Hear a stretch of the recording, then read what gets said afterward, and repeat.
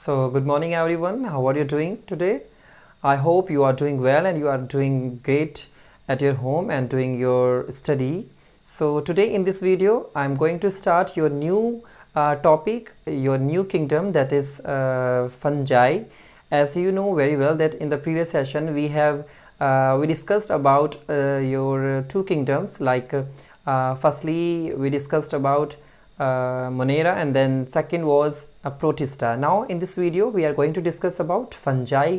So what are the different characteristics of fungi? In this session we will learn. Okay, so let's get started with the new topic. Okay, so as you can see over the screen that you have to understand what do you mean by fungi and what are the different characteristics of the fungi kingdom.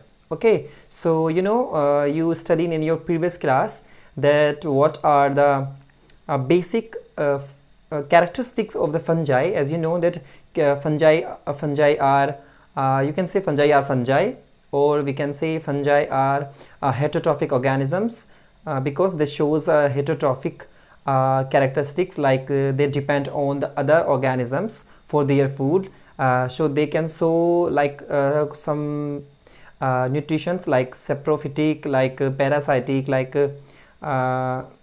symbiotic association they can show. So we have to know about the line to line. We have to understand the line to line meaning of this topic. Okay, so let's get started with the line to line topic. So as you can see here, the first line is the fungi constitute a unique kingdom of heterotrophic organisms. ये तो अभी आपको पता है कि fungi जो होते हैं वो heterotrophic organisms का जो ऑर्गेनिजम्स होते हैं हेटरोट्रॉफिक, जो कि दूसरों पे डिपेंड होते हैं फॉर देयर फूड, सो वो वाला ये शो करते हैं फंजाई. सो बाकी दे show a great diversity in morphological and habitat. अगर उनकी स्ट्रक्चर को देखा जाए मॉर्फोलॉजिकली, मीन्स कि उसको बाहर से अगर हम देखें, आउटर अपीयरेंस उसके देखें तो किस तरीके से हमें वो मिलने वाली है. सो अभी आप देखेंगे कि वहाँ पे फिलामेंटस स्ट्रक्चर्स आपको देखने को मिलेंगी. When your bread develops a mole or your orange rot, it is because of fungi. Yes, आपने देखा है कि जो ब्रेड होती है उसके ऊपर फंगस लग जाती है. सो वो जो फंगस होती है, हालांकि फंगस का नाम तो राइजोपस होता है, राइजोपस, और जो कि आपने देखा है कि ऑरेंज कलर की एक मोल्ड उस पर लग जाती है, तो वो किसकी वजह से है? फंजाई की वजह से.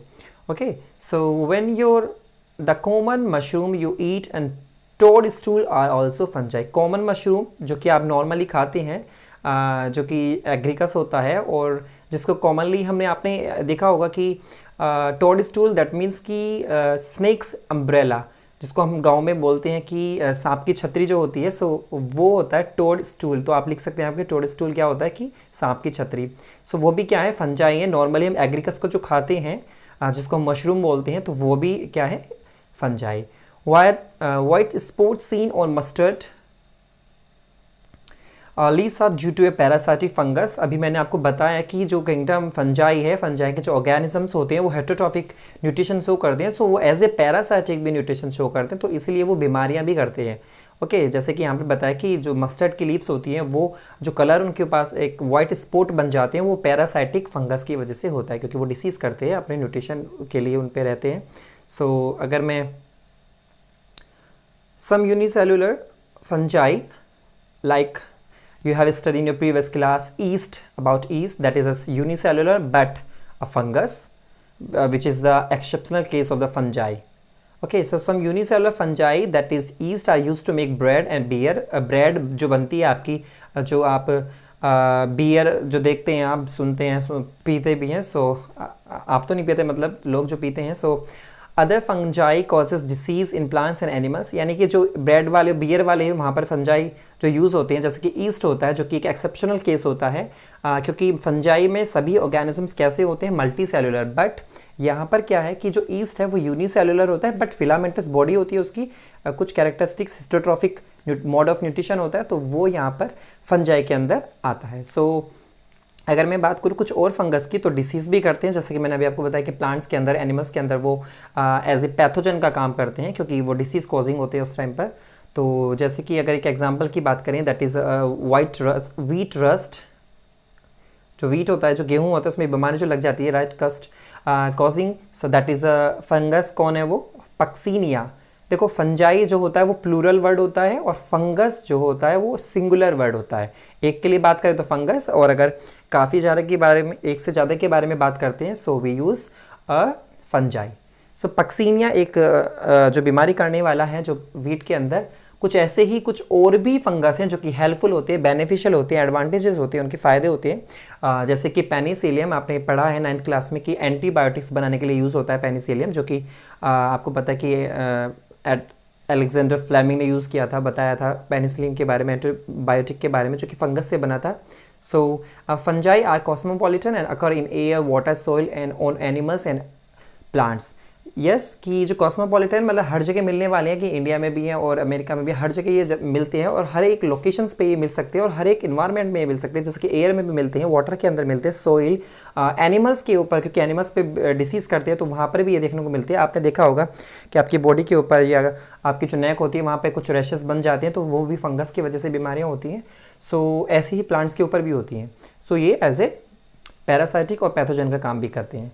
सो they prefer to grow in warm and humid place. अगर इनकी लोकेशन की बात करें, यानी इनके हैबिटेट की बात करें, तो वार्म एरिया में ये ज़्यादा मिलेंगे आपको देखने के लिए, और ह्यूमिड वाले, थोड़े नमी वाले जगह पर ज़्यादा मिलेंगे। जैसे कि अचार आप देखते हैं, अचार के अंदर पिकल जो होता है आपका खाने का, सो उसके अंदर भी फंगस लग जाते हैं, क्योंकि वहाँ पर नमी अगर पहुँच जाती है तो वो फंगस ग्रो कर जाते हैं। So next is, have you ever wonder why we keep food in the refrigerator. ये तो आपको पता है कि रेफ्रिजरेटर के अंदर क्यों हम रखते हैं फूड को, क्योंकि ताकि उनके ऊपर फंगस ना लग जाए या बैक्टीरिया इन्फेक्शंस ना हो। बाकी we have done this paragraph, now this is the second paragraph. Just you need to know, with the exception of yeast which are unicellular. Yeast जो होते हैं, जो कि ये just I earlier told you कि ईस्ट कैसा है, unicellular fungus है, ओके। बट बाकी सभी फंगस कैसे होते हैं, मल्टी सेलुलर, लेकिन यही एक ऐसा है जो कि यूनिसेलुलर होता है। So fungi are filamentous, yeast which are unicellular. Fungi कैसे हैं, अगर ईस्ट को छोड़ दें, बाकी जितने भी फंजाई हैं वो सभी फिलामेंटस बॉडी वाले होते हैं, फिलामेंट की तरह एक बॉडी होती है उनकी, जो कि their bodies consist of long slender thread like structures called hyphae. अगर मैं स्ट्रक्चर की एक बात करूं, दैट इज एक मैंने यहाँ पे स्ट्रक्चर बनाई है, या एक ऐसी स्ट्रक्चर मैं आपको बना के दिखा दूं।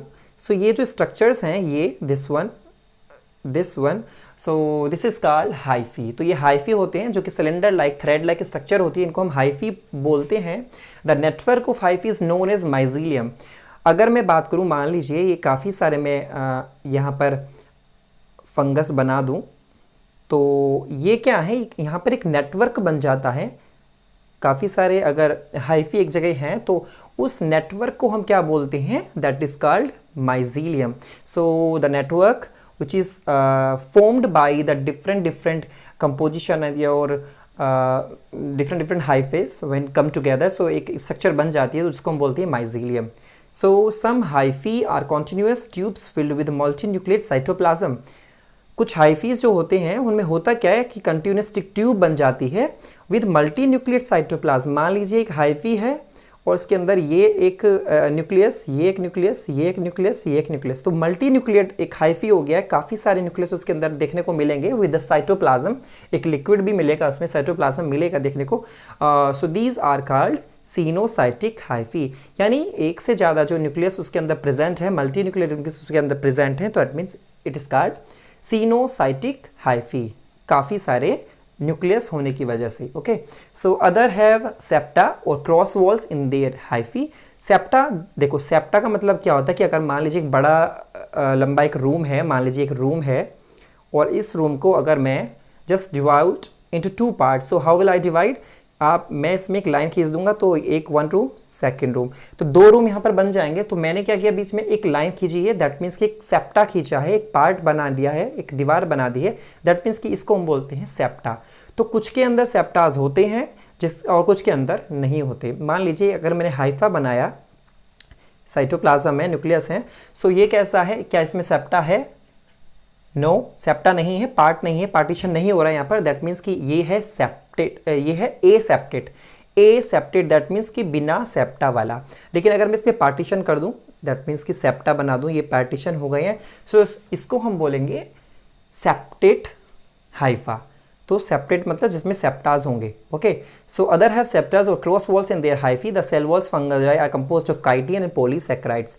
Yes, if I talk about the cell wall composition, so cell wall of the fungi are composed of chitin and polysaccharides। chitin क्या होता है, क्योंकि chitin और polysaccharide एक दूसरे से correlate करते हैं, कि chitin की अगर मैं बात करूँ तो chitin जो होता है वो पॉलीसैकेराइड ही होता है, बट बायोपॉलीमर्स होते हैं। बायोपॉलीमर्स इन द सेंस कि काफ़ी सारे मोनोपॉलीमर्स जुड़ जुड़ के बायोपॉलीमर्स बना लेते हैं। सो पॉलीसैकेराइड और इससे मिलकर ये बना होता है, जो कि एक थोड़ी हार्ड शेल बना देता है। जो बॉडी होती है थोड़ी हार्ड हो जाती है, तो इसकी वजह से, काइटिन की वजह से वो हो जाती है। Okay, so next paragraph.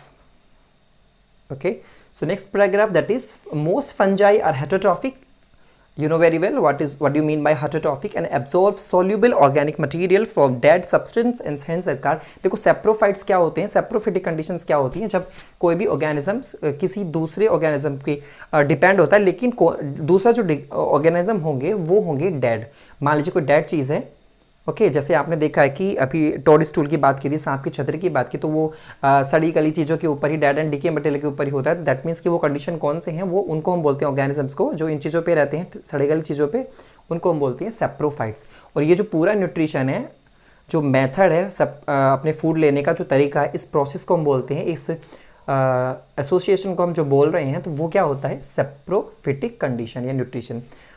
चलो, बात ये तो हो गया कि जो डेड सब्सट्रेट से अपना फूड लेते हैं तो उनको हम सेप्रोफाइट्स बोलते हैं। लेकिन अगर हम बात करें those that depends on living plants and animals, अगर लिविंग चीज़ों से, देखो अभी डेड एंड डिके से ले रहे हैं तो सेप्रोफाइट्स होते हैं। लेकिन अगर वो फंगस जो कि अपना फूड किसी प्लांट्स या एनिमल से ले रहे हैं, लेकिन वो दोनों के दोनों कैसे होंगे, लिविंग। मान लीजिए एक प्लांट लिविंग है, सरसों का मस्टर्ड है, उसके ऊपर फंगस आ रहे हैं तो अपना फूड ले रहे हैं, वो बीमारियां तो उनको कर रहे हैं, लेकिन अपना फूड भी तो वहाँ से ले रहे हैं, ठीक है। तो वो क्या हो जाएगी, एसोसिएशन ऐसे एनिमल के ऊपर भी वो रहती हैं, तो ये क्या होंगे, वो उनको हम बोलते हैं, इस कंडीशन को हम बोलते हैं पैरासाइटिक न्यूट्रिशन। और इन ऑर्गेनिजम्स को बोलते हैं जो इस तरीके से फूड लेते हैं, उनको बोलते हैं parasites. They can also live as a symbionts. Symbionts का मतलब आपको पता है, सिम्बायोटिक रिलेशनशिप, जहाँ पर म्यूचुअली दोनों के दोनों ऑर्गेनिजम्स बेनिफिटेड होते हैं। फॉर एग्जांपल कि एल्गा, जब एल्गा फंगस एक साथ रहते हैं तो एक एसोसिएशन बन जाता है, एक स्ट्रक्चर बन जाती है, एक न्यू फॉर्मेशन चीज़ें बन जाती हैं, तो उसको हम बोलते हैं लाइकेन्स। जो कि आपको पता है लाइकेन क्या होते हैं, it is a relationship between, it is association between fungus and alga, okay. और अगर हम बात करें माइकोराइजा, तो माइकोराइजा क्या होता है कि जहाँ पर फंगस एंड प्लांट्स की जो रूट होती हैं, यानी प्लांट्स होते हैं और फंगस होते हैं, उनके बीच में जो रिलेशनशिप होती है उसको हम बोलते हैं माइकोराइजा। तो दोनों की दोनों, चाहे हम लाइकेन की बात करें चाहे माइकोराइजा की बात करें, दोनों ही एक रिलेशनशिप होते हैं जो कि फंगस और एल्गा के बीच में होगी तो लाइकेन होगा, फंगस और रूट्स के बीच में होगी प्लांट्स की तो उसको माइकोराइजा बोलेंगे, और जो कि बेनिफिशियल होते हैं, तो इनको हम बोलते हैं सिम्बायोइड्स, ओके। और ये जो कंडीशन है दोनों के बीच में जो रिलेशनशिप है म्यूचुअली बेनिफिटेड वाली, तो उसको हम बोलते हैं सिम्बायोटिक रिलेशनशिप। नेक्स्ट आते हैं reproduction. What are the different reproductive methods they use, fungus use. So वो क्या है, रिप्रोडक्शन इन फंजाई, जो कि वेजिटेटिव भी होता है, एसेक्सुअल होता है, और आपको पता है तीसरा सेक्सुअल भी यहाँ पर देखने को मिलेगा। So if I talk about vegetative reproduction mean, so vegetative reproduction में वहाँ पर हमारा यूज़ होता है fission and budding.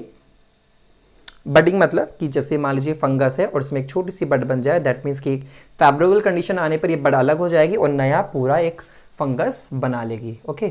So fission भी आपको पता है, जैसे फिशन में एक से दो बन जाते हैं तो माइटोसिस के थ्रू, तो वहाँ पर भी वो बनता है। एंड एसेक्सुअल रिप्रोडक्टिव स्ट्रक्चर्स भी होती हैं जहाँ पर स्पोर्स यूज़ होते हैं, जैसे कोनिडिया होता है, एप्लानो स्पोर्स होते हैं और जू स्पोर्स होता है। मैं आपको बता दूंगा कि कौन कौन से स्पोर्स आपको देखने को मिलने वाले हैं यहाँ पर। सो ये है यहाँ पर spores. First is conidia. Conidia होता क्या है कि ये स्पोर्स होते हैं, लेकिन कैसे स्पोर्स होते हैं, ये नॉन मोटाइल स्पोर्स होते हैं, ठीक है। नॉन मोटाइल का मतलब जो मूव नहीं कर सकते, तो वो उस टाइप के जो स्ट्रक्चर्स होती हैं, स्पोर्स होती हैं उनके अंदर। मान लीजिए मैं एक स्ट्रक्चर बनाऊं दिस टाइप, सो यहाँ पर मैं काफ़ी सारे स्पोर्स लगा दूं तो ये हो जाते हैं कोनिडिया। तो ये फेवरेबल कंडीशन में जब इनमें एक्सप्लोजन होता है, फट जाते हैं तो नया फंगस बन जाता है। देन जो कि कोनिडिया हम इसको बोलते हैं स्पोरेंजियोफोर्स, एक स्पोरेंजिया होती है, एक स्पोरेंजियोफोर, ये तो होता है स्पोरेंजियोफोर, क्योंकि स्पोरेंजियोफोर का मतलब कि ऐसा एक सिलेंडर लाइक स्ट्रक्चर जिसके ऊपर स्पोरेंजियम लगी होती है। स्पोरेंजियम का मतलब ये लगी होती है और स्पोरेंजियम के अंदर बंद होते हैं स्पोर्स। तो स्पोरेंजियोफोर ये हो गया जिसके ऊपर लगे हैं स्पोर्स। ओके, फिर अगर मैं बात करूं सेक्सुअल जू स्पोर्स के बारे में, सॉरी, तो जू, देखो जहां पर भी जू लग जाता है दैट मीन्स कि एनिमल्स की बात हो रही है, और एनिमल्स क्योंकि मूव कर सकते हैं, क्योंकि प्लांट नहीं कर सकते, जू मतलब एनिमल्स, एनिमल मूव करते हैं, तो ये वो स्पोर हैं जो कि मोटाइल होते हैं। मोटाइल का मतलब जो चल सकते हैं, मूव कर सकते हैं, सो ये जू स्पोर भी होते हैं। तो इनके थ्रू भी जू स्पोर्स बने होते हैं, जू स्पोर्स एक्सप्लोजन होता है और उसके थ्रू नए फंगस बन जाते हैं। फिर आता है सेक्सुअल रिप्रोडक्शन। सो उसी के भी कुछ मीन्स हैं, जैसे कि यहाँ पर फर्स्ट है दैट इज ऊ spores, ascus spores and basidio spores, जो कि आपको फर्दर नेक्स्ट इसके जो टाइप्स आएंगे, जो कि फर्दर ग्रुप्स आएंगे किंगडम मोनेरा के, सॉरी किंगडम फंजाई के, तो उसमें हम डिस्कस करने वाले हैं। फिलहाल हम ये जान लेते हैं कि जो the various spores are produce in distinct structure called fruiting bodies. एक फ्रूटिंग बॉडीज बन जाती हैं, अभी मैंने आपको बताया एक स्ट्रक्चर है और एक फ्रूटिंग बॉडीज बन जाएंगी यहाँ पर। तो वो जो फ्रूटिंग बॉडीज होंगी वो उनसे बनेंगे हमारे, क्या बनेंगे, हमारे न्यू फंगस। ओके, जो कि सेक्सुअल रिप्रोडक्टिव स्ट्रक्चर है। लेकिन वो स्पोर्स कैसे बनते हैं वो देखने के लिए हमें क्या जानना पड़ेगा, कुछ सेक्सुअल साइकिल होती हैं रिप्रोडक्टिव, वो कौन कौन सी साइकिल्स इसके अंदर आती हैं। तो यहाँ पर हमने सेक्सुअल साइकिल जो होती हैं फंगस की उसको 3 स्टेप्स में डिवाइड किया। We have divided sexual reproductive method और cycle into 3 distinct steps. First that is plasmogamy. देखो प्लाज्मोगैमी, प्लाज्मो मतलब लिक्विड यानी प्लाज्म यानी साइटोप्लाज्म आपने सुना है, तो जिसमें गैमी मतलब गैमेट का बन जाना, यानी कि एक तरीके से क्या, यहाँ पे जो प्रोटोप्लाज्म है उसके अंदर फ्यूज़न होता है डिफरेंट डिफरेंट जो फंगस हैं उनके हाइफी आते हैं, उनके बीच में मान लीजिए एक फंगस दूसरी फंगस, इनके अंदर ये लिक्विड है, ये अंदर प्रोटोप्लाज्म है, तो दोनों के दोनों एक दूसरे से फ्यूज कर जाएंगे, तो क्या होगा इस कंडीशन में जहाँ पर प्लाज्म एक दूसरे से फ्यूज़न कर रहा है उसको हम बोलते हैं प्लाज्मोगैमी। तो सबसे पहले रिप्रोडक्टिव साइकिल, सेक्सुअल साइकिल में प्लाज्मोगैमी होती है, प्लाज्मोगैमी के बाद फिर कैरियोगैमी होती है और उसके बाद फिर होती है हमारी मियोसिस वाली कंडीशन। मियोसिस का मतलब जिसको हम बोलते हैं रिडक्शनल डिवीजन। तो 3 स्टेप्स हैं सेक्सुअल साइकिल की, first will be plasmogamy, second will be karyogamy and last one is meiosis, reductional division. अभी मैं आपको बताऊंगा कि होता क्या है। फर्स्ट है plasmogamy, so fusion of protoplasm between 2 motile और non motile gametes called plasmogamy. चाहे वो मोटाइल वाले गैमेट्स हो चाहे नॉन मोटाइल वाले गैमेट्स हो, जब उनके बीच में प्रोटोप्लाज्म फ्यूज करता है तो उसको हम बोलते हैं प्लाज्मोगैमी। सेकंड, इसके बाद जब देखो प्लाज्म जो होता है, प्रोटोप्लाज्म जब फ्यूज कर जाता है तो उसके बाद क्या होने वाला है, तो उसके बाद अब होता है न्यूक्लियस के अंदर गैमी फॉर्मेशन। मीन्स कि जो डिफरेंट जो न्यूक्लियस हैं, न्यूक्लियस एक दूसरे के साथ फ्यूज़न करते हैं एंड देन इस प्रोसेस को हम बोलते हैं कैरियोगैमी। तो कहीं पर भी अगर कैरी लग जाता है, जैसे कि यहाँ पर है कैरियो मीन्स हमेशा बायोलॉजी में जब कहीं पर भी अगर कैरियो वर्ड आता है तो दैट मीन्स कि हम कहीं ना कहीं न्यूक्लियस के बारे में बात कर रहे हैं। कहीं पर भी अगर कैरियो आ जाता है सो हम किसके बारे में बात कर रहे हैं, न्यूक्लियस के बारे में। तो karyogamy means fusion of 2 nuclei. Okay, तो प्लाज्मोगैमी के बाद फ्यूजन होती है, कैरियोगैमी बनता है, सॉरी प्लाज्मोगैमी के बाद फिर दूसरी प्रोसेस होती है कैरियोगैमी होता है एंड देन इसके बाद जब कैरियोगैमी हो जाता है 2 न्यूक्लियस बन जाते हैं, मतलब फ्यूज हो जाते हैं, तो उसके बाद फिर लास्ट आता है डिप्लॉइड, क्योंकि डिप्लॉइड स्ट्रक्चर बन जाती है। और हमें बताया कि हमें स्पोर्स बनाने हैं लास्ट में, तो मियोसिस होगा। मियोसिस होता है रिडक्शनल डिवीजन, और रिडक्शनल डिवीजन हम कहाँ पर कराते हैं, जहाँ पर 2n वाली स्टेज हमारी आ जाती है। 2n का मतलब होता है डिप्लॉइड स्ट्रक्चर, डिप्लॉइड सेल। तो हमेशा हमें जब भी स्पोर्स बनाने हों, जैसे हम अपनी भी बात करें ह्यूमन बींग्स की, तो वहाँ पर भी हमारे गैमेट्स होते हैं, स्पर्म्स होते हैं और एग्स होते हैं, तो वहाँ पर भी हमें मियोसिस कराना होता है। तो क्योंकि डिप्लॉइड स्ट्रक्चर है तो उसको हैप्लॉइड में चेंज करना, क्योंकि हैप्लॉइड जब मिलते हैं तभी जाकर डिप्लॉइड बनता है। तो बेबी कब बनता है, जब एग और स्पर्म मिलते हैं, हैप्लॉइड मिलते हैं, तो 2n स्ट्रक्चर आ जाती है। तो सेम ऐसे ही इनके अंदर भी है कि जब 2 न्यूक्लियस बन जाते हैं तो 2 न्यूक्लियस बनने के बाद स्ट्रक्चर कैसी हो जाएगी, 2n वाली। सो 2n वाली को हमें बनाना है n में चेंज करना है। तो n में चेंज कैसे होगा, तो वहाँ पर हमेशा हैप्लॉइड चीज़ करने के लिए, हैप्लॉइड बनाने के लिए डिप्लॉइड से तो हमें हमेशा कौन से डिवीज़न की ज़रूरत पड़ेगी, कौन सा डिवीज़न चाहिए, मियोसिस, हमें मियोसिस की ज़रूरत पड़ेगी हमेशा। तो मियोसिस से रिड्यूस हो जाएंगे 2n वाली n में चेंज हो जाएगी। नेक्स्ट आते हैं आपके, सो तीनों हमारी स्टेप्स हो गई हैं, प्लाज्मोगेमी, कैरियोगेमी एंड मियोसिस। अब आता है कुछ चीज़ें और, थोड़ी सी कंडीशंस आ जाती है कि when a fungus reproduce sexually two haploid hyphae of compatible mating types come together and fuse. हमें यह पता है कि फंगस जब रिप्रोड्यूस करता है सेक्सुअली तो होगा क्या कि दो हैप्लॉइड स्ट्रक्चर्स, जैसे हमारे यहाँ होता है हैप्लॉइड में एग और स्पर्म आते हैं, सेम यहाँ पर भी वही है कि हैप्लॉइड स्ट्रक्चर्स यानी कि हाइफा, दो हाइफा एक दूसरे के साथ, हाइफा आपको पता है जो कि सिलेंडर लाइक स्ट्रक्चर थी, एक हाइफा ये है, दूसरा हाइफा मान लीजिए मेल फीमेल, तो दोनों के दोनों एक दूसरे के साथ मैच हो जाते हैं, कंबाइन कर जाते हैं, मेटिंग हो जाती है उनके बीच में और उनके बीच में फ्यूज़न हो जाती है। ओके, फिर क्या होता है इन सम फंजाई, अगर कुछ फंजाई की हम बात करें तो वहाँ पर the fusion of two haploid cells immediately results in diploid cells. कुछ में क्या होता है कि फ्यूज़न होता है हैप्लॉइड सेल्स का एंड देन एकदम से वहाँ पे क्या बन जाती है, क्योंकि हैप्लॉइड जब भी देखो n + n = 2n, 2n का मतलब डिप्लॉइड, n का मतलब हैप्लॉइड, जब हैप्लॉइड मिलते हैं तो बन क्या जाता है, डिप्लॉइड स्ट्रक्चर बन जाती है। तो सेम यहाँ पर भी वही है कि जब फंगस के फ्यूजन करती हैं तो हैप्लॉइड स्ट्रक्चर्स मिलकर डिप्लॉइड यानी 2n स्ट्रक्चर बना लेती हैं। However in other fungi ascomycetes and basidiomycetes and intervening dikaryotic stage, जी हाँ ये एक नई टर्म आती है डाइकैरियोटिक स्टेज। देखो डाई मीन्स टू, कैरियो आ गया यानी न्यूक्लियस की बात हो रही है, यानी कि वो स्टेज जब एक ही सेल के अंदर दो न्यूक्लियस आ जाए, एक ही सेल के अंदर जब दो न्यूक्लियस हों, दोनों के दोनों मान लीजिए